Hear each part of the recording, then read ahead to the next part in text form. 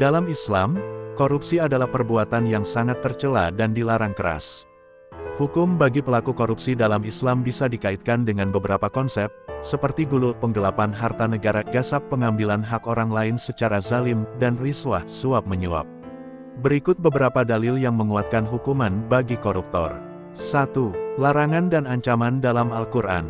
Allah Subhanahu wa Ta'ala berfirman dalam Al-Quran, "Dan janganlah sebagian kamu memakan harta sebagian yang lain di antara kamu dengan jalan yang batil, dan janganlah kamu membawa urusan harta itu kepada hakim, supaya kamu dapat memakan sebagian dari harta benda orang lain itu dengan jalan berbuat dosa, padahal kamu mengetahui."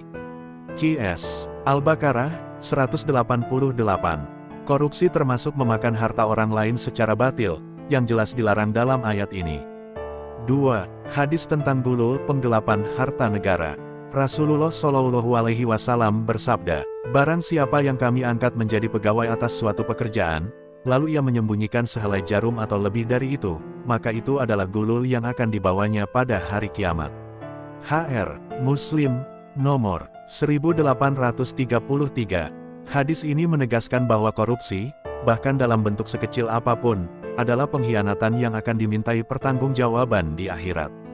3. Hukuman bagi koruptor dalam Islam. Hukuman bagi koruptor dalam Islam bisa disesuaikan dengan besarnya kejahatan yang dilakukan, di antaranya. 1. Ta'zir, hukuman sesuai kebijakan hakim.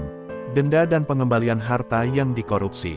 Hukuman penjara, pemecatan dari jabatan, hukuman cambuk atau lainnya sesuai tingkat pelanggaran.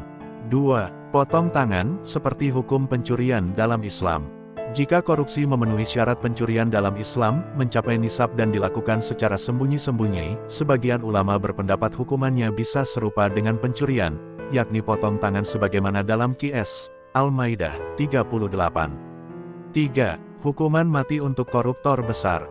Dalam beberapa kondisi, jika korupsi menyebabkan kehancuran ekonomi dan kematian banyak orang, hukuman bisa diperberat hingga hukuman mati berdasarkan hukuman bagi perusak di muka bumi, mufsid fi al-ard dalam QS Al-Maidah 33.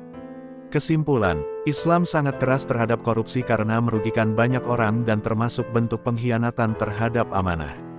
Hukuman bagi koruptor dalam Islam bisa berupa pengembalian harta, hukuman fisik, hingga hukuman mati, tergantung tingkat kejahatannya. Wallahu a'lam.